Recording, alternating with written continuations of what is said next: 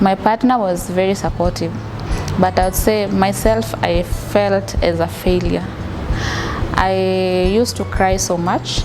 I would get back from work, just put on music and start listening and just crying, asking God what is happening to me. Hi guys, and welcome back to Mommy Tales. In case you're new here, my name is Marianne, and what I do here is I share encouraging or inspirational stories of people around us. Most of the time I feature women, moms, though occasionally I do feature a dad. And today I'll be featuring one lady. She has a very encouraging story of hope. You know, when people get married, most of the time they assume that, after a certain time frame you'll get a baby. But what happens when it just does not happen that way? When 1 year goes by, nothing is happening. The second year goes by, nothing is happening. Wow. People are already beginning to talk. Guys are asking you guys, what's cutting? What are you guys waiting for? But they don't know what you're going through inside. So actually, Mary has gone through that experience. And not even that. In that journey of trying to conceive, can you imagine you even find out you have an underlying condition? You didn't even know about it. So what is that journey like of trying to conceive and also finding out you have an underlying condition, or you're dealing with two issues that can even be so draining on you? What is that journey like? So Mary is here to share her story with us. My name is Mary Wanyoike. I'm 30 years old. I am married and an accountant by profession. I got married in December 2015. It was a very colorful day. It was a very happy occasion. And we were excited to start a new life together with my spouse. So we started our life together as a family. We used to pray together. We used to support one another. And the journey of trying to conceive began. So weeks turned into months and nothing was happening. At some point I was worried because I did not understand what was happening to me. And after waiting for a whole year, we decided to go and visit a doctor and seek a medical opinion. So my husband accompanied me to the doctor, and there's some tests that were done, the HSG, that confirmed that one of my tubes, my left tube, was blocked. We never gave up actually, but we decided just to take the medication the doctor gave and went back home. So the journey continued. We continued trying. 1 year, another 6 months, nothing was happening. There were so many emotions. First of all, I was asking myself, what have I done? What have I done wrong to deserve this? Because I would say I'd lived a good life before marriage, and I was just hoping that God would bless me with a kid of my own.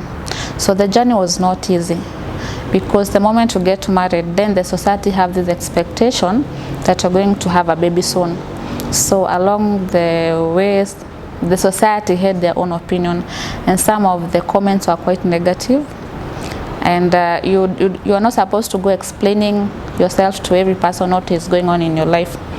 My partner was very supportive, but I would say myself, I felt as a failure.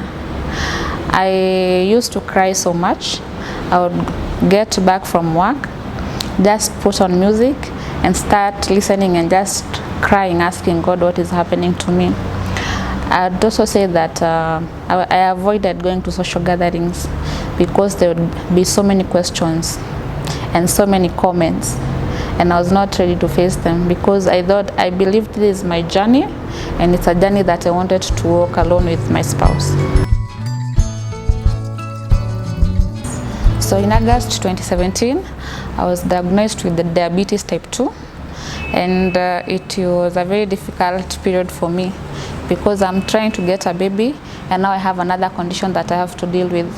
And so the second gynae that I went to advised that we should first of all stabilize our sugars before we can start trying to conceive again.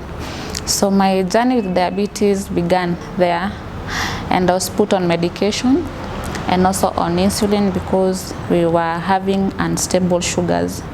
So my team was very supportive. They encouraged me to push on because at the end of the day we had an agenda to make sure that I conceive. So 2018 passed, nothing was happening. My sugars are okay, although there are still some challenges on and off. So 2019, a friend of mine pushed me so much to go and seek another opinion. So I decided, fine, let me go and see what happens. We went to a gyna in February 2019, and the same tests that were done in 2017 were repeated.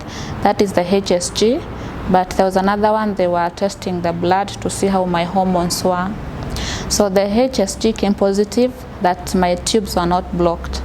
But the blood one showed that my hormones, fertility hormones, were quite low, and we needed to be put on medication to see whether we could boost it. So I was put on medication immediately, and funny enough, I conceived the following month. Yes. Wow. And how did you take this news? You've been trying for 4 years. What was that feeling like? It was a heavenly feeling. I didn't even know that I was pregnant because I had given up. I used to test almost every month until I had no hopes of even trying again because I was accustomed to negative results. So I just gave up. And then I decided after like 2 weeks, let me go back to the medication. But before I do that, let me just take a pregnancy test to see maybe something has happened. So to my shock, I realized that I was expectant, but I did not know for how long. So my motherhood journey began in March 2019.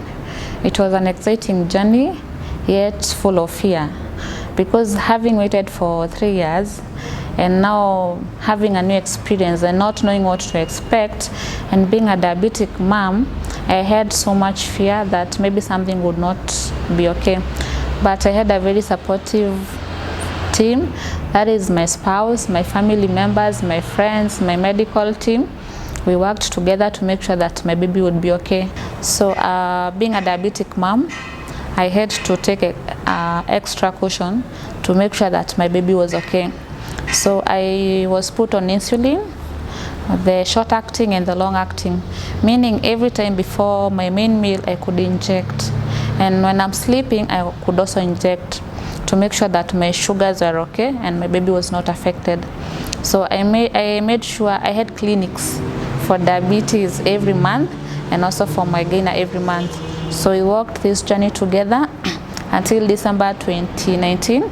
That was on Saturday at 8:29, when God blessed me with a bouncing baby girl called Neema. The first time you held your baby, what was that feeling like?